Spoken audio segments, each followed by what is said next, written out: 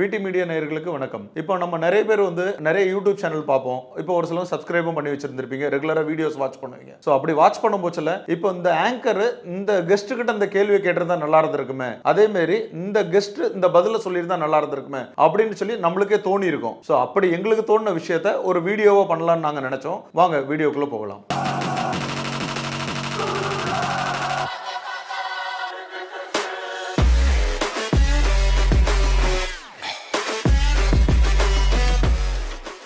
இப்போ தமிழ்நாட்டில் பார்த்தீங்க அப்படின்னீங்கன்னா திமுக நிறைய கூட்டணி அமைச்சாங்க, அதனால நிறைய சீட்ஸ் கெயின் பண்ணிட்டாங்க அப்படின்னு சொல்லி பொதுவாக நிறைய பேர் நிறைய ஊடகத்தில் பேசுறாங்க. இல்லைங்க, இப்போ நான் ஒரு விஷயத்தை கேட்க விரும்புகிறேன். இப்போ தமிழ்நாட்டில் மட்டுங்கிறனால தான் திமுக கூட்டணி வச்சிருக்கு அப்படின்னு சொல்லி நம்ம சொல்ல முடியாது. ஏன்னா இந்திய அளவிலே பார்த்தீங்க அப்படின்னா பாரதிய ஜனதா பார்ட்டி 43 கட்சிகள் கூட கூட்டணி வச்சு தான் அவங்க இன்னைக்கு ஆட்சியை அமைச்சிருக்கிறாங்க. இப்போ தமிழ்நாட்டில் பார்த்தீங்க அப்படின்னா திமுக கட்சி கூட்டணி அமைச்சு தான் நிறைய இடத்த கைப்பற்றினாங்கன்னு சொல்லி சொல்றாங்க. ஆமாங்க, தமிழ்நாட்டில் மட்டும் இல்லைங்க, இந்திய அளவிலேயே பாரதிய ஜனதா கட்சி கூட இப்ப பிரதமர் வேட்பாளர் தேர்ந்தெடுக்கிறதுக்காக கிட்டத்தட்ட 43 கட்சிகளோட இணைந்து தான் இந்த தேர்தலை சந்திச்சாங்க. அதனாலதான் இன்னைக்கு திரு நரேந்திர மோடி அவர்கள் இன்னைக்கு நம்மளோட பிரதமரா நேற்று பதவி ஏற்று இருக்கிறாங்க. இப்போ நிறைய பேர் ஓட்டு சதவீதம் பாத்தீங்க அப்படின்னீங்கன்னா திமுக கட்சி கொஞ்சம் கம்மியா வாங்கியிருக்கிறாங்க, இந்த கட்சி கொஞ்சம் ஜாஸ்தி வாங்கியிருக்காங்கன்னு சொல்லி சொல்றாங்க. இப்போ ஒரு கட்சி எதுக்கு கூட்டணி அமைக்கிறாங்க? இப்போ ஒரு கிரிக்கெட்டை பொறுத்த வரைக்கும் பாத்தீங்கன்னா 11 பேர் விளையாடுறாங்க. அந்த 11 பேர் விளையாட போச்சுல,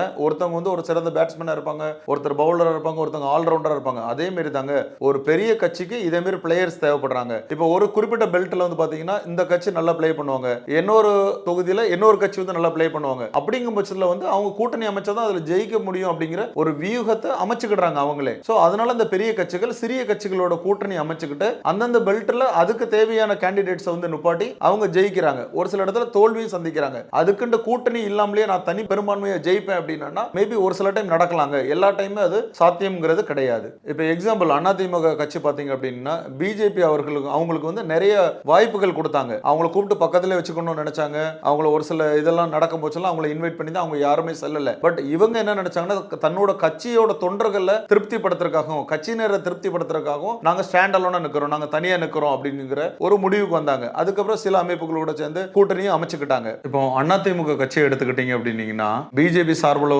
எத்தனையோ டைம் நம்ம கூட்டணி அமைச்சுக்கலாம்னு சொல்லி கேட்கும் போச்சுல இவங்க அந்த வாய்ப்பை சரியான முறையில் பயன்படுத்தாம போயிட்டாங்க. கடைசியில் என்னாச்சு, நாங்க தனியா நிக்கிறோம், ஜெயிச்சு காமிக்கிறோம் அப்படின்ட்டு தன்னோட கட்சிக்காரங்களையும் மற்ற உறுப்பினர்களை திருப்திப்படுத்துறதுக்காக சில கட்சிகளோட சேர்ந்துட்டு தனியா நின்னாங்க. கடைசியில் அவங்களுக்கு தோல்வி தாங்க மிஞ்சிச்சு. அதே மாதிரி தான் ஒரு கட்சிகளுமே தன்னோட கூட்டணியை சரியான முறையில் தேர்ந்தெடுத்தாங்கன்னா கண்டிப்பா எந்த தேர்தலுமே வெற்றி நிச்சயங்க. இப்போ பிஜேபியோட தலைவர் திரு அண்ணாமலை அவர்கள் கோயம்புத்தூர்ல போட்டிட்டு தோத்துட்டாங்க. தோத்ததுக்கு காரணம் அவர் மக்கள் மனசுல என்ன சரியா இடம் பிடிக்கல அப்படிங்கறத நம்ம எடுத்துக்கிடலாம். ஏன்ட்டு சொல்ல வரேன் அப்படின்னா இவர் அந்த தன்னோட தோல்வியை எப்போ ஒத்துக்கிட ஆரம்பிக்கிறாருன்னு சொல்லி பாத்தீங்கன்னா எலெக்ஷன் டைம்ல ஓட்டு போடும் போச்சலையே ஓட்டு போடுறவங்களுக்கு கிட்டத்தட்ட ஒரு 75,000 பேருக்கு ஓட்டு இல்ல, அவங்க பிஜேபிக்கு எல்லாம் ஓட்டு போடக்கூடிய நபர்கள் அவங்களோட ஓட்டை ஓட்டோட லிஸ்ட்ல இருந்து எடுத்துட்டாங்க அப்படின்னு ஒரு சில வார்த்தைகள் எல்லாமே பயன்படுத்தினாங்க. அது ஆப்வியஸ்லி அது கொஞ்சம் நல்ல பெருசாவே பேசப்பட்டுச்சு. சோ அப்படின்னா அவர் தன்னோட தோல்வியை அதுக்கு முன்னாடியே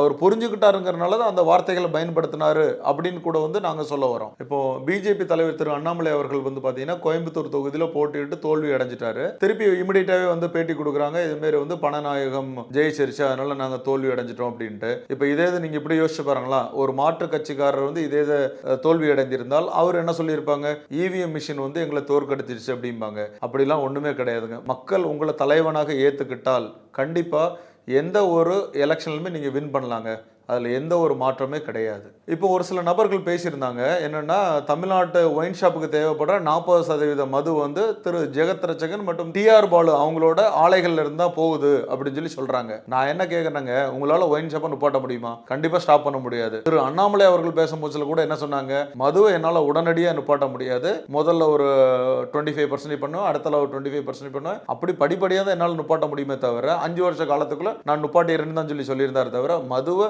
சுத்தமா நான் அறவே இன்னைக்கே ஒழிப்புன்னு சொல்லி யாருமே சொல்லல. நான் என்ன சொல்ல வரேன்னா இப்ப மது இன்னொருத்தன் சப்போஸ் டிஆர் பாலோ இல்லாட்டினா ஜெகத் ரட்சகன் அவங்களோட ஃபேக்டரில இருந்து போகல அப்படின்னா தமிழ்நாட்டில இருந்தோ இல்லாட்டினா மற்ற மாநிலத்தில இருந்தோ இல்லாட்டினா வெளிநாட்டு ஒரு விற்பனையாளர்கிட்ட இருந்தும் மது வந்து வாங்க போறாங்க. அதுக்கு பதிலா தமிழ்நாட்டிலே தயாரிச்சு தமிழ்நாட்டுக்கே செல்றனால உங்களுக்கு என்ன பிரச்சனை இருக்கு? இதனால தமிழ்நாட்டுக்கு வருமானம் வரப்போகுது, டாக்ஸ் பே பண்ண போறாங்க.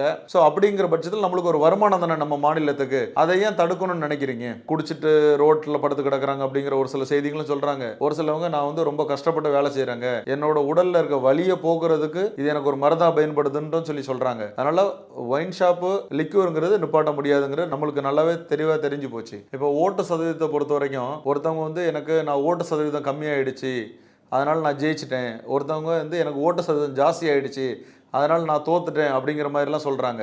ஏங்க, ஓட்டு சதவீதத்தை அந்தந்த கட்சிக்காரங்க அடுத்த எலெக்ஷனில் என்ன பண்ணணுமோ அதுக்கு உண்டான முயற்சிகள் எடுத்து அவங்க கடினமாக உழைப்பாங்க. அவங்க அதை வந்து அவங்க பார்த்துக்கிட போகிறாங்க.